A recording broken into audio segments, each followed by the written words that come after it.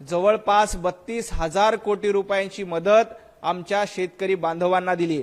यामध्ये 2 हेक्टर पर्यंतच्या शेतकऱ्यांना ही मदत असणार आहे। खरडून गेलेल्या शेतकऱ्यांना जवळपास 3.5 लाख रुपये मिळणार आहेत। याशिवाय विहीर गेली असेल तर त्याचे 30,000 रुपये, तातडीचं मदत म्हणून अशा पद्धतीची भरघोस निधी, अशा पद्धतीची भरघोस मदत शेतकऱ्यांना याच्यापूर्वी एकाही सरकारने केली नव्हती। आणि आज उभाटा गट एवढी मदत झालेली असताना देखील नौटंकी करण्याचा प्रयत्न करते आणि आंदोलन करण्याचा प्रयत्न करते। मी त्यांच्या नौटंकीचा निषेध करतो। खरं तर हेक्टरी जवळपास 18,500 ते 32,500 रुपयापर्यंतची मदत देवाभाऊ यांनी जाहीर केली। याच्यामध्ये कोरडवाहू शेतीसाठी 18,500 रुपये हेक्टरी, बागायती शेतीसाठी 27,000 रुपये, फळबाग शेतीसाठी 35,000 रुपये अशा पद्धतीचा निधी, अशा पद्धतीची मदत देवाभाऊ यांनी काल शेतकऱ्यांसाठी दिलेली आहे।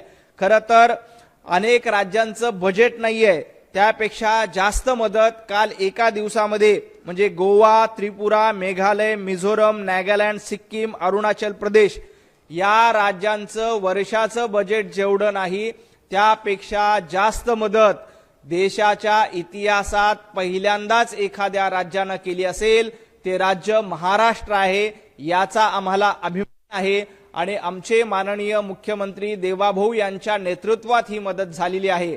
उद्धवजी ठाकरे तुम्ही नौटंकी करून आज आंदोलन करण्याचा प्रयत्न करतात, शेतकऱ्यांची दिशाभूल करण्याचा प्रयत्न करतायत, परंतु दिवाळीच्या पूर्वी शेतकऱ्यांच्या खात्यामध्ये, शेतकऱ्यांच्या अकाउंटमध्ये ही सर्व मदत जाईल आणि तुम्हाला एक प्रकारची ही चपराक आहे।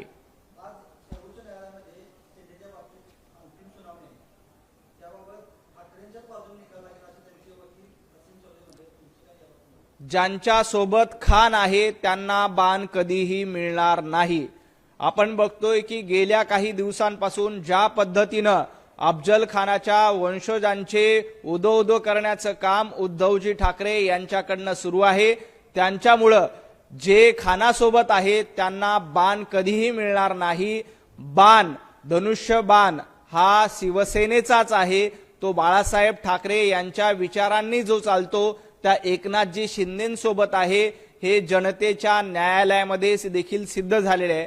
आपण विधानसभा निवडणुकीचा निकाल बघितला तर त्या निकालामध्ये खरी शिवसेना कुणाची, खरा शिवसेना पक्ष कोण आहे हे जनतेनं सिद्ध करून दाखवलंय आणि एकनाथजी शिंदे यांच्या नेतृत्वातील शिवसेनाच खरी आहे यावर जनतेनं शिक्कामोर्तब केलंय। आता कोर्टात देखील त्यावर निश्चितपणे शिक्कामोर्तब होईल आणि धनुष्यबाण हे चिन्ह वंदनीय बाळासाहेब ठाकरे यांचे जे विचार चालवतायत त्या एकनाथजी शिंदे यांनाच मिळतील याचा आम्हाला पूर्ण विश्वास आहे। जे खानाच्या पिल्लावळीला घेऊन जातायत त्यांना संपूर्ण आयुष्यामध्ये कधीही बाण मिळणार नाही।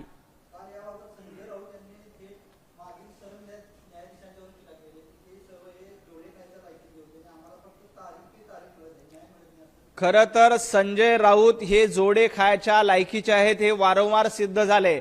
विधानसभा निवडणुकीमध्ये जनतेनं संजय राऊत आणि त्यांच्या पक्षाला जोडे मारून घरी बसवलंय आणि हे जोडे मारण्याची भाषा करतायत। खरं तर ज्या पद्धतीनं कोर्टाने यांच्या बाजूने निकाल दिला की कोर्टाचं कौतुक करायचं, कोर्ट चांगलं आहे म्हणायचं, आणि कोर्टाने यांच्या विरोधामध्ये निकाल दिला की कोर्टावर आक्षेप घ्यायचा। निवडणूक मध्ये म्हणजे लोकसभेला यांच्या बाजूने चांगले निकाल लागले तेव्हा निवडणूक आयोग योग्य होतं आणि विधानसभेला उभाटा गटाच्या विरोधामध्ये निवडणुका लागल्या, विधानसभेला लोकांनी महायुतीला निवडून दिलं की संजय राऊत आणि उद्धव ठाकरे काय म्हणतायत की निवडणूक आयोगाचं नामकरण आम्ही धोंड्या नाही तर गोट्या करू। अहो, लोकांनी तुम्हाला गोटे मारलेले आहेत। मतदान रूपी गोटे मारण्याचं काम जनतेने तुम्हाला विधानसभेमध्ये केलेलं आहे। त्यामुळे तुम्ही अशा पद्धतीचे किती नामांतराचे खोटे जोक केले तरी लोकांना ते आवडणार नाहीत। जोडे मारण्याची भाषा संजय राऊत यांनी करू नये। जनतेने एकदा नाही तर 4 वेळेला तुम्हाला जोडे मारलेले आहेत आणि इथून पुढे जनता मतरूपी जोडे संजय राऊत आणि उभाटा गटांना सातत्याने मारेल।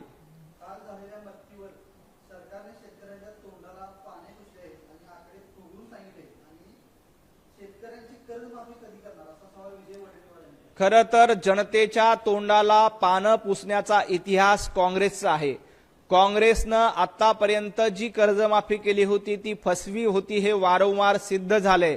काँग्रेसच्या संपूर्ण 60 वर्षाच्या कारकिर्दीमध्ये शेतकऱ्यांना अशा पद्धतीनं 32,000 कोटी रुपयाची मदत एक रकमी कधीही काँग्रेसनं केली नाही. ती देवाभाऊंनी केली आहे.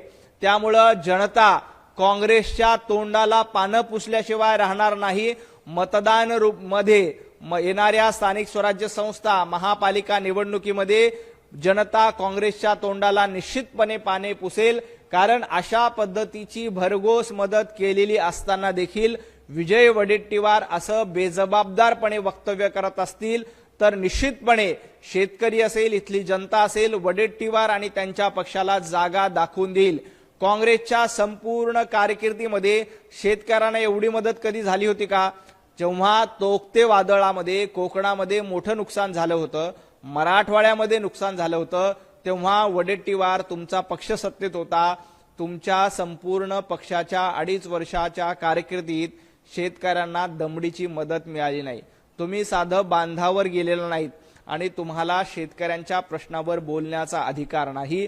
देवाभाऊंनी शेतकऱ्यांना ऐतिहासिक पॅकेज दिलंय. देवाभाऊंनी शेतकऱ्यांना ऐतिहासिक मदत केली आहे. एवढंच नाही तर दुभती जनावरं असतील किंवा कोंबडी मेली असेल तर त्याला देखील 100 रुपये मदत. दुभत्या जनावराला जवळपास 37,000 रुपयाची मदत आणि जवळपास खरडून गेलेल्या जमिनीला 3.5 लाख रुपयाची मदत याआधी कधीही केली नव्हती. विजय वडेट्टीवार यांना माझी विनंती आहे की त्यांनी काँग्रेसचे आकडे जरा तपासून बघावेत आणि मग कुणाच्या तोंडाला पानं पुसली याबद्दल बोलावे.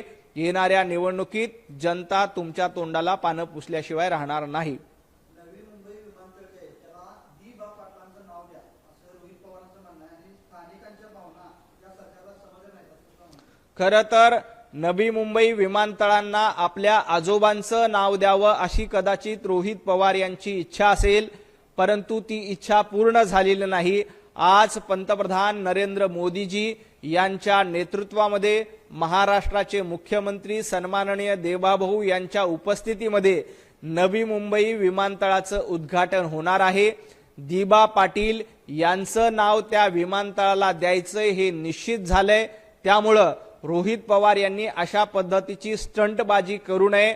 रोहित पवार यांची इच्छा होती की आपल्या आजोबाचं नाव या विमानतळाला दिलं जावं, परंतु स्थानिक भूमिपुत्र आणि ज्यांनी सातत्यानं भूमिपुत्रांसाठी लढा दिला अशा आदरणीय दी.बा. पाटील यांचं नाव या विमानतळाला दिलं जाईल.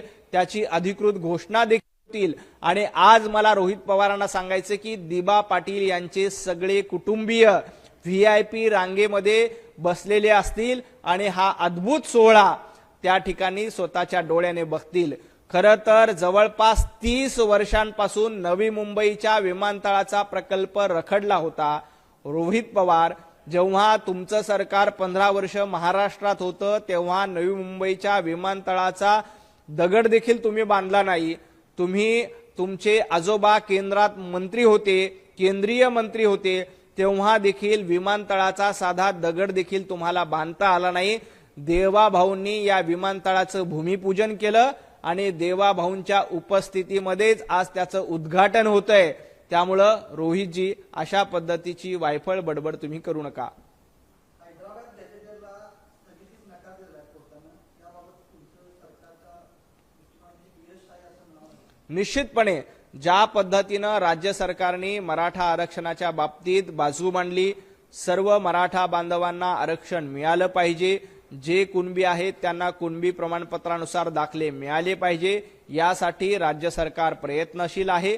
त्यामुळे काल कोर्टाने देखील राज्य सरकारच्या निर्णयाला मान्यता दिली आणि हा आमच्या मराठा बांधवांसाठी देखील मोठा दिलासा आहे. काल आमदारांच्या बैठकीत अजितदादांविरुद्ध यांची नाराजी नाट्य झाली त्या संदर्भात नाही, मला त्याची कल्पना नाही, माहिती घेऊन उत्तर देतो.